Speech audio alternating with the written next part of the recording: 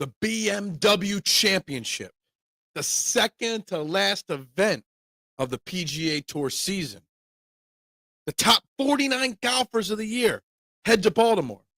Who should you put in your DraftKings lineup? Who should you bet? We're going to break it all down right now, live in 30 seconds.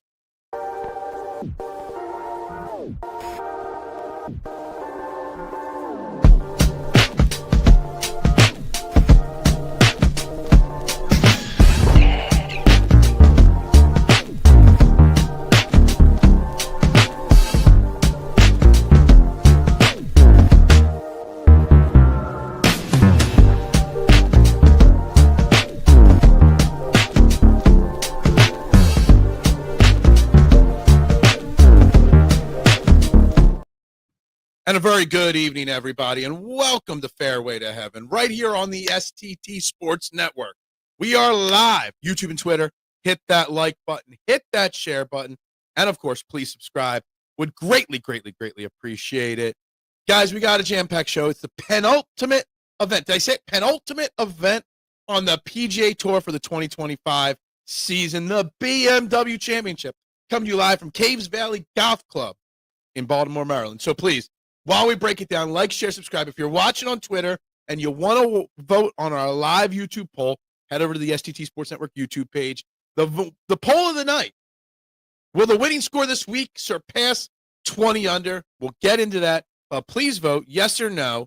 We got lots to talk about, lots to dive into, lots of theory to think about as we've got the top 49 golfers of the year on the course, on the tour, ready to go. Now, unfortunately, good evening, Little G. Hope you are well.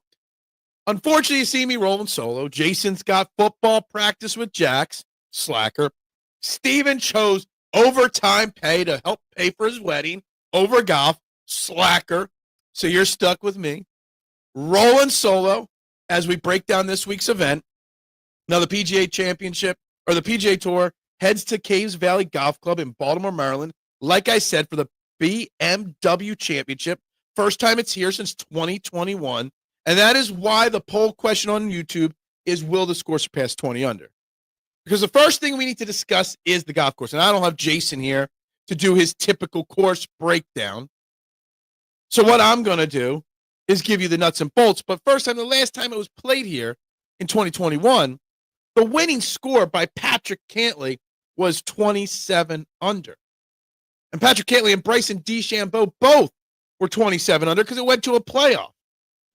So the last time they played here, it was a shootout. It was a birdie fest. I believe there's 7 or 8 golfers that shot under 20 under. That's a lot of golfers, a lot of low scores. So what happened?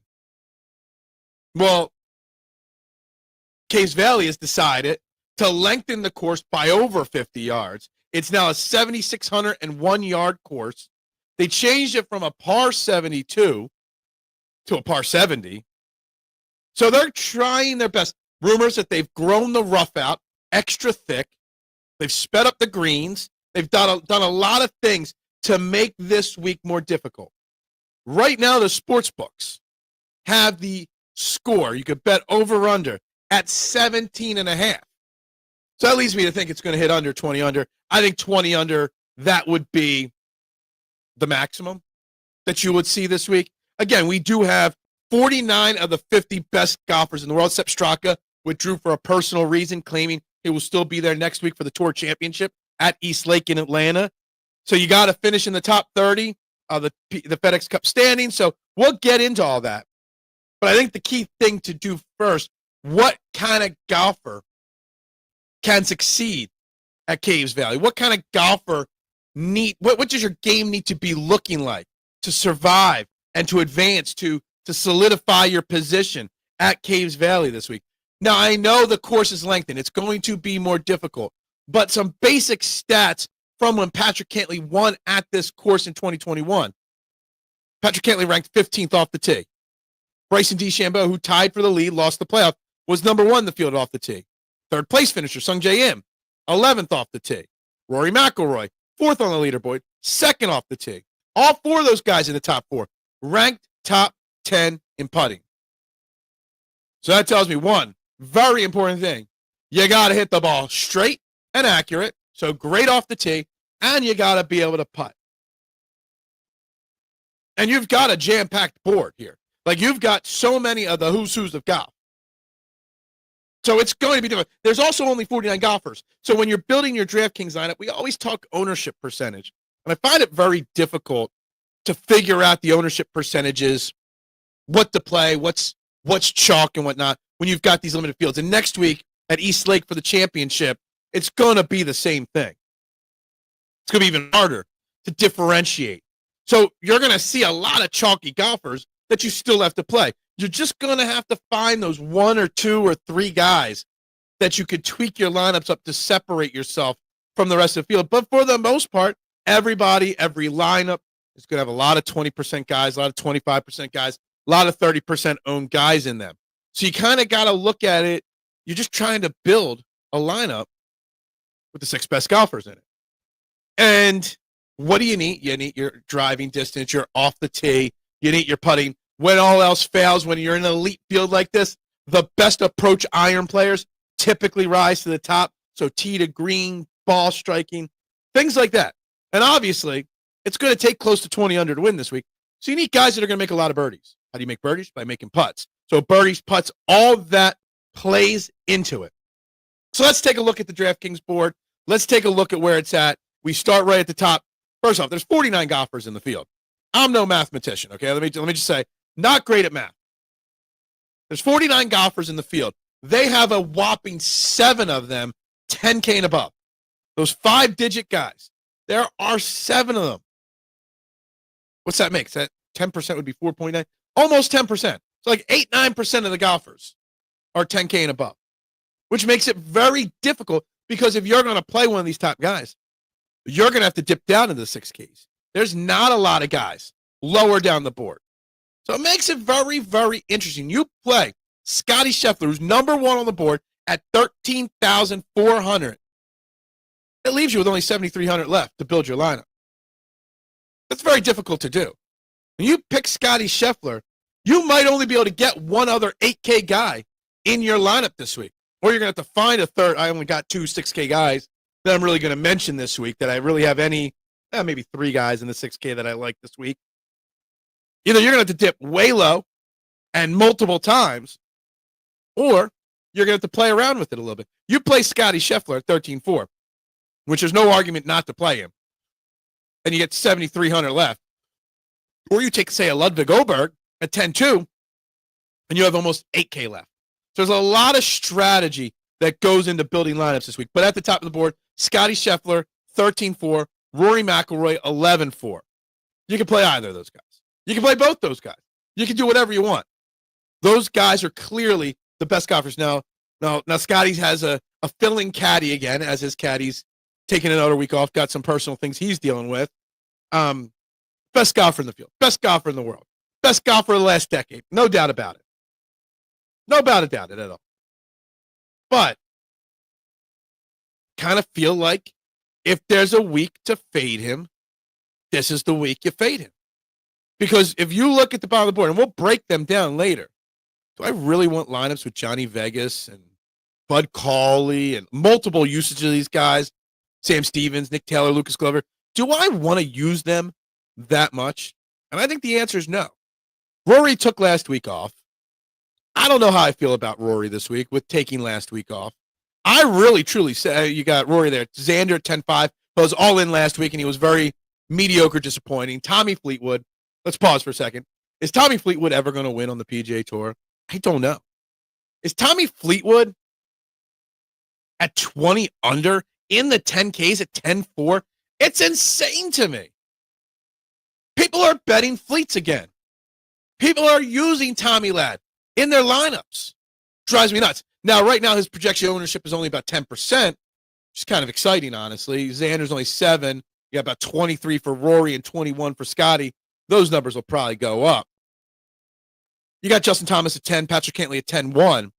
To me, and I know he hasn't had the season we expected him to do, but I think Ludwig Oberg is the play in the 10K range and above.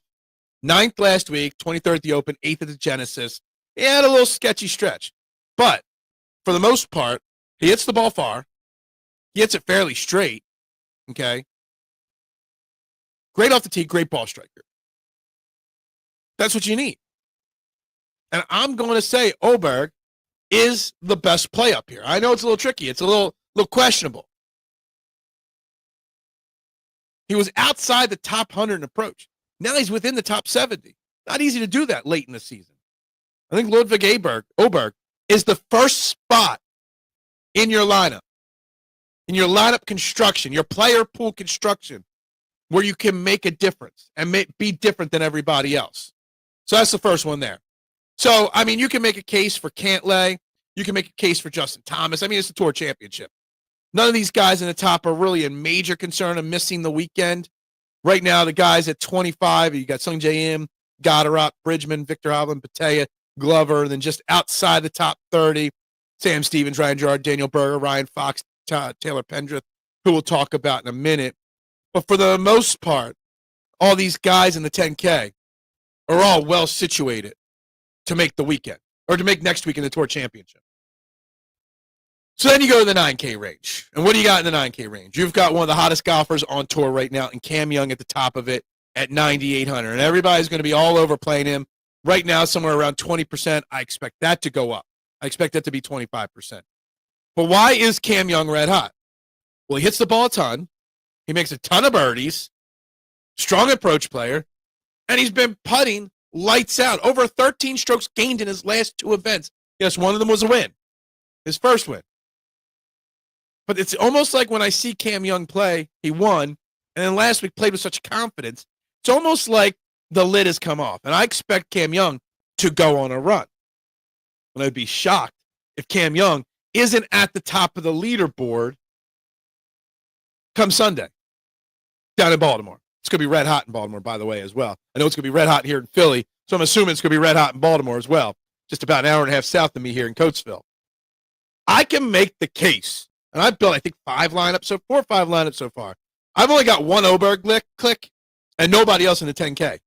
I'm starting a lot of lineups with Cam Young. Now, in the rest of this range, Colin Morikawa, who says he figured something out, played really well last week. Not sure at 9,600 if I love his distance or his putting. Even in a shorter frame here, he's still 45th in the field in putting in the last 24 rounds. J.J. Spawn, who lost in the playoff to Justin Rose last week. Great golfer. Great guy. Just a little short, a little bummed. I don't like how he reacted I don't know. After he had his U.S. Open win, he kind of fell a little bit. After he lost in the playoff to Rory, he really fell off for a few weeks. J.J. Spawn, big game hunter, big game player. Probably will love him next week in East Lake. Let me tell you, I think this is a week you stay off of J.J. Spawn, you got to get different.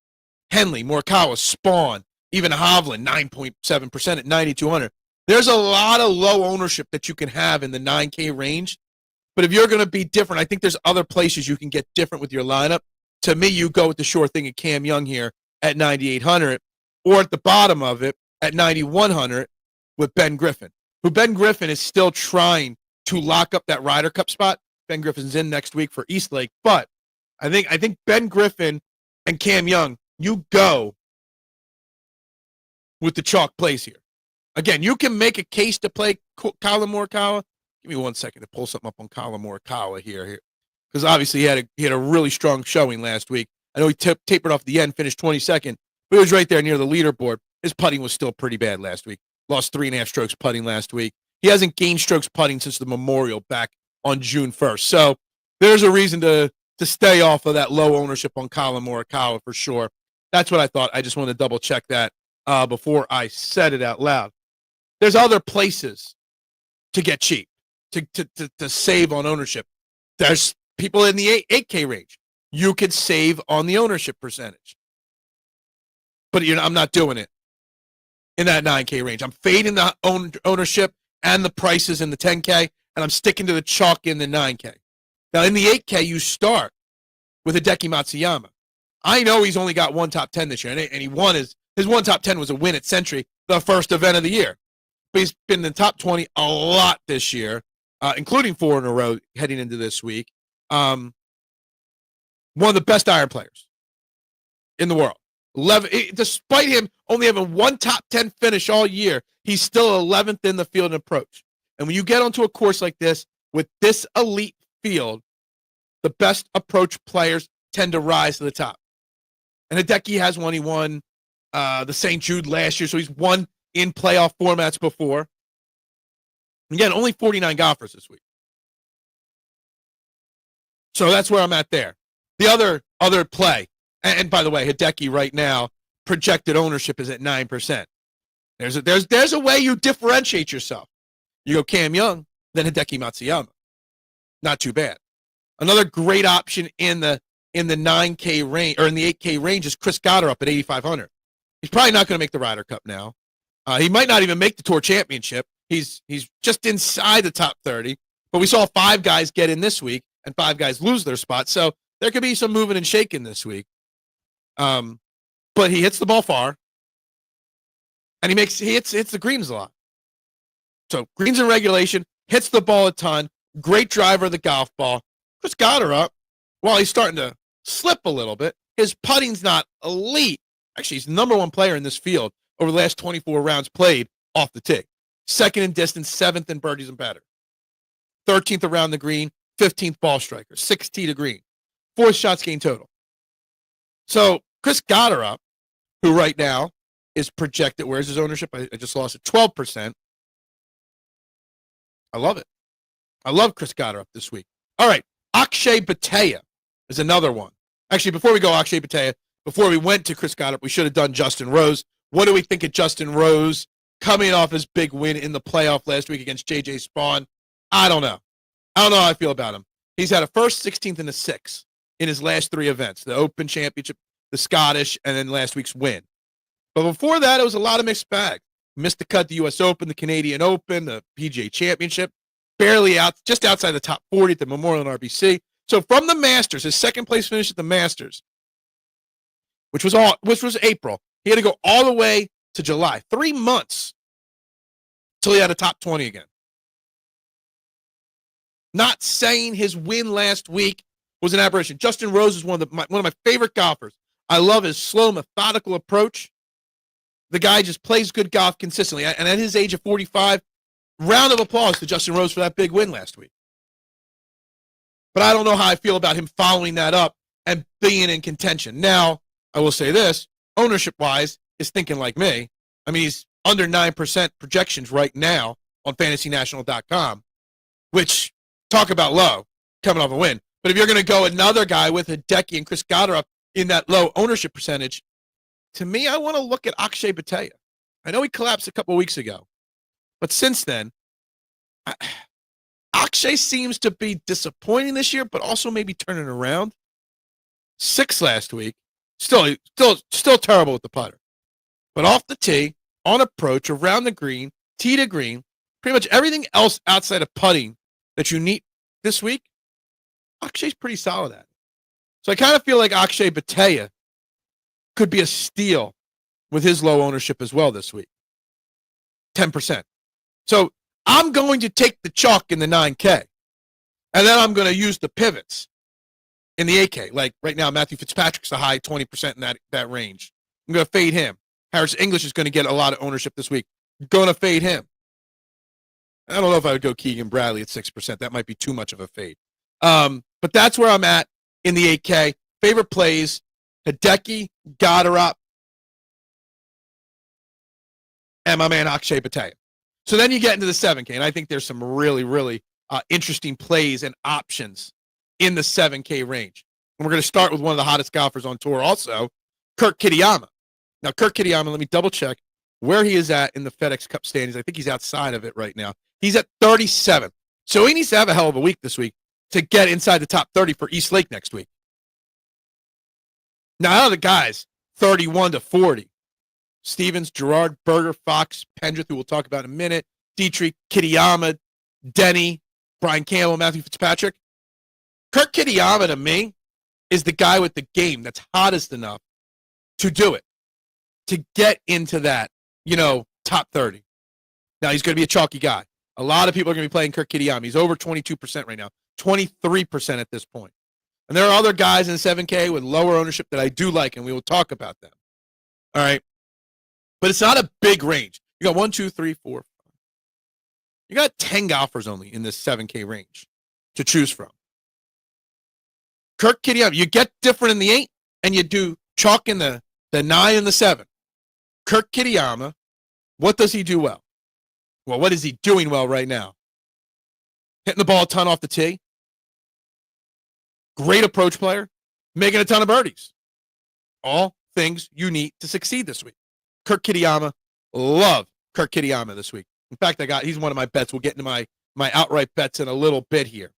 Ricky Fowler is a guy that I think that's going to go under the radar a little bit. I know his ownership right now is at 18%. I think Ricky Fowler's ownership is going to fall a little bit this week. A lot of people are going to look at Ricky Fowler and be like, oh, he only got in this week because of all the sponsor exempts he's had this year, which is rightfully so. He's only missed 2 cuts this year. Last one being the Rocket Mortgage. Okay? He's got a boatload at the 14th at the Open, 18th at the John Deere, 7th at the Memorial, 16th Charles Schwab, 15th at the Truist, an elevated event, 18th at the Cognizant, 21st at the Amex. The guy's been a top 25-ish machine, and of course a sixth place finish last week. Ricky Fowler has had a better season this year than people are willing to give him credit for. Where is he on the FedExCup standings now again? I know he's inside the top 30. Almost positive. Maybe not. Where is Ricky Fowler on this list? Oh, he's way down there. Ricky Fowler's at 48th. He would have to come out and practically win the event this week to get inside the top 30. At least the top 10 to have a chance, but who knows how the points really work. So he's got a long way to go. But he's had a very underappreciated season. So I like Ricky Fowler this week. I really do. Taylor Pendrith at 7,200 has had a very good season. He's 35th. Another guy, just like Kitayama's at 37th, Pendrith at 35th. If it's not Kitayama, Pendrith can move up. All right? Longer hitters on tour. Great accurate iron player. Just missed out on the top 25 last week at TPC Southwind. Finished in 28th place last week. Taylor Pendrith had a great season this year. Now, Taylor Pendrith's another guy, 16%. Not awful in this field. 16%. I could deal with that. But I like Taylor Pendrith. Taylor Pendrith, Kirk Kitayama, Ricky Fowler. I'm going to give you one other name in this 7K range, and that's, of course, somebody we talk about all the time on the show. Love me some Harry Hall. Harry Hall just is a putter and a birdie maker. First in this field over his last 24 rounds in putting. Third in the field in birdies. Doesn't hit the ball the furthest. Fairly accurate player, iron player. Harry Hall's the kind of guy that could definitely drop a 64 this week. Maybe 2 65s this week and keep himself in contention this week. So Harry Hall, I think, is a very strong, solid play in the 7K range as well. I got a couple 6K plays. The first one that I kind of like, it's kind of weird, to be honest with you. Really weird, honestly. Because we talk about driving distance as being so important. But he ranks 46th in driving distance in the field over the last 24 rounds. That's Brian Harman at 6,900. But Brian Harman also is an accurate player, great putter, major champion, super low owned at 7%. One of the lowest owned guys of all the liked people. Honestly, you have to dip to 6,100 to find someone in the 6K range own less than Brian Harman. Something about Brian Harman. I mean, he's already in the Tour Championship. He's 18th in the FedExCup standings. He's had a so-so year, but he did get the win at Valero. Top 10s of Travelers in the Open Championship. Top 25 last week. I think Brian Harman's playing some really damn good golf. I think Brian Harman is one of those guys, if you want to find a way to get different, Brian Harman's that guy. Give me Hideki Matsuyama and Brian Harman in the lineup. I think you're really making some headway there to play some of those chalkier picks throughout the lineup. I know Lucas Glover's getting a little bit of love this week. Don't hate the play there. Ryan Gerard modeled out well for me. Hey, he's the worst putter in the field this week, so I don't like him like the model tells me to. Bud Cauley has had a great season. He'll be in all the elevated events next year. Love what he's done. Great finish last week at the FedEx, coming off a couple missed cuts. His ownership's not awful at 13%, not great at 13%. Let me see, where's Bud Cauley in the FedExCup standings? I know I mentioned his name already. I think he's 46. He would need just like Ricky Fowler, he would need a hell of a weekend. Probably close to a win to get there. Phil, I did not give everybody Rashad the night off. Everybody quit on me. Not quit. They put life in front of the show. I was going to ask you to come on. I'm thinking we'll just do a quick. I went live a little earlier than normal, and we'll do a quick rapid fire, and people can watch it on replay. I'm going to do a lineup build and kind of go through some of these ideas in a minute here that I've been talking about. As I'm almost through the entire board already. Two other names in the 6K range that I like. First off, Johnny Vegas drives the ball a ton. Not in love with his 20% ownership. So I'm not saying he's a great play.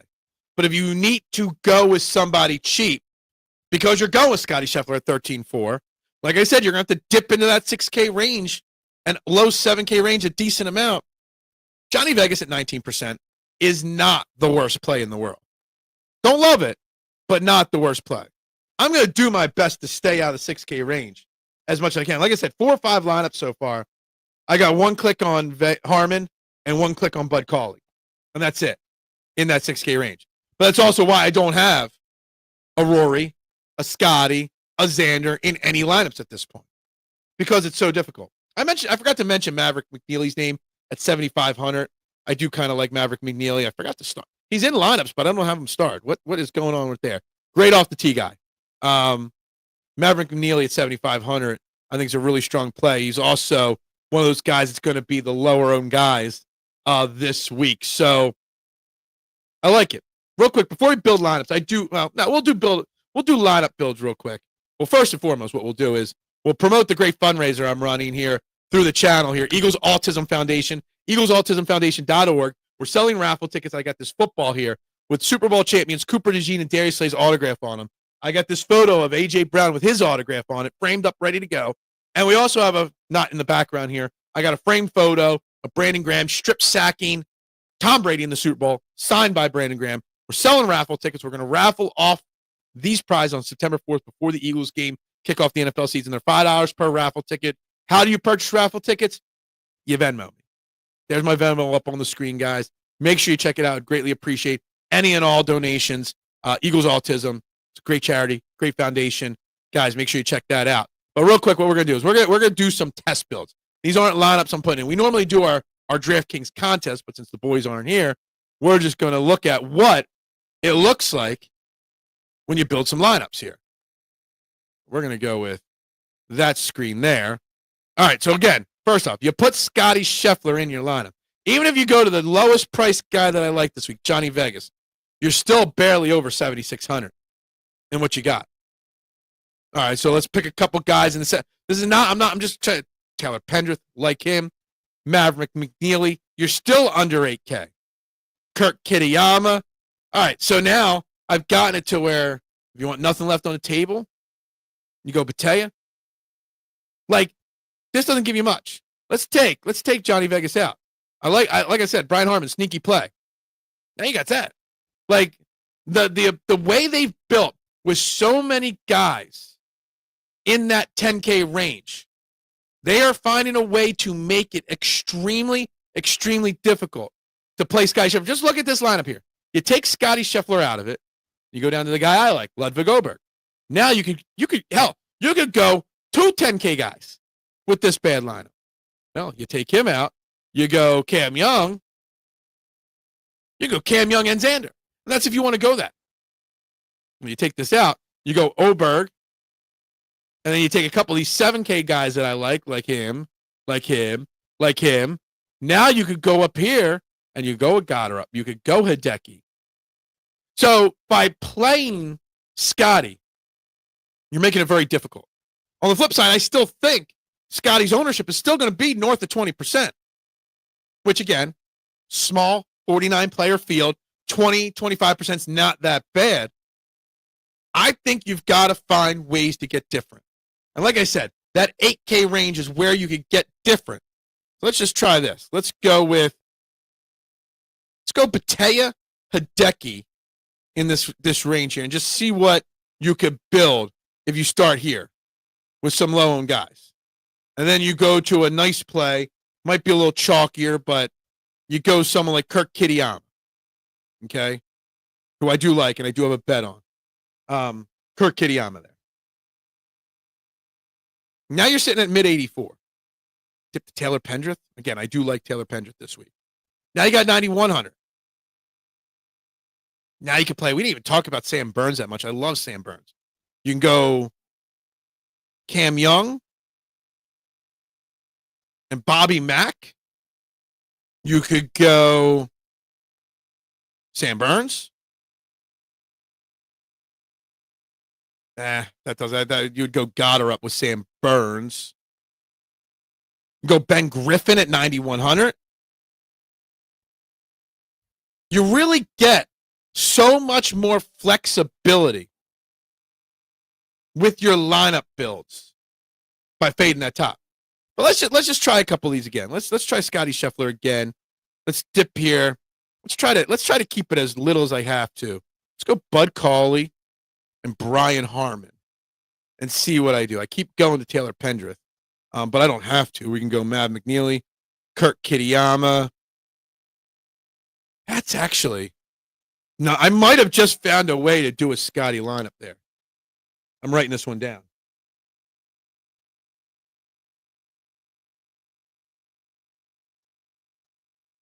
Writing it down. This is actually a pretty strong lineup with some good flex in those ownership percentages there. Actually like that. What if I took him out, Scottie, and went with Rory? I could take out, say, Bud Cauley and add somebody else. Let's put Bud Cauley back in there for a second. Let's go Brian Harman here. Let's leave both those guys in there. Let's go with Kirk Kitayama. That leave me with what? 97? Wow. Then I could put that. I could do a Rory and Morikawa lineup. It's interesting. It's interesting what this week, with how they did the pricing on these players, how it really plays out. Obviously, again, you got to be mindful of the ownership percentages, because the ownership percentages are going to be a little wonky. 20% is normally chalk, 22% is chalk. Not this week. And honestly, if you look at ownership percentages right now, the top guy, Harry Hall, is at 24%. You've only got 5 guys projected over 20% right now. I expect those numbers to go up a little bit more. I really do. But, why did I close my book? I don't even know why I did that. I haven't even gone over my bets yet this week. I think there's some ability there to get different. All right, what bets do I have this week? All right, I got 1, 2, 3. I got 6 bets this week, okay? My top dollar bet is Collin Morikawa. I don't love Collin Morikawa in a DFS standpoint. Like I said, his ownership isn't going to be crazy this week. Not going to be bad at all at 7%. But I don't know about his DFS ability. Like, what's the chance? But I got him at almost 36. I had a boost at 35.75 to 1. I like Collin Morikawa as a bet there. And then I got a bunch of other bets, all the same units on them. I got Cam Young at 30 to 1. I got Victor Hovland. No, did I bet Victor Hovland? I got to check on. Did I bet Victor Hovland, or is that a typo on my own sheet? Did I really bet? I did bet Victor Hovland this week. So I got Cam Young 30 to 1, Victor Hovland 35 to 1, Ricky Fowler and Akshay Bhatia at 55 to 1, and Kirk Kitayama 60 to 1. So I got 3 times. I really think the best play this week, the best pick to win, is Cam Young. It's kind of crazy. It's kind of crazy to think that Cam Young, to me, is the best bet this week at 30 to 1. I think it's a really strong way to go this week. If you're doing one and dones, there's a lot of great options probably available. I don't know if we'll be doing our one and done. I got to hit up Jason and Steven after the show. I mean, I still got Rory left. I still got Hovland left. I still got Bobby Mack left. Still got Russell Henley left. Still got Cam Young left in my one and dones. Actually, I think Cam Young would be my one and done if we do it this week. We'll see. I think they're all great options for one and dones. But if you're watching this on replay, and if you have any questions of any of these names, hit me up. I will respond. The Replay Gang. Eric, the Replay Gang. I answer all replay questions, whether they're on Twitter or on YouTube. If you're watching this on replay, make sure you hit that like button, that subscribe button. We got one more week left next week. Tour Championship next week from Eastlake. So thank you very much for tuning in. This is Fairway to Heaven. We're almost done. Season 5. We got one more week of Season 5. We'll be back for the Ryder Cup. We'll do some select shows in the fall swing as well. But for Jason and Steven, who are slackers, I'm Phil Stiefel. Everybody have a great night. Let's win some money this week so we can enjoy the Tour Championship next week, guys. Have a good night. Doubles up.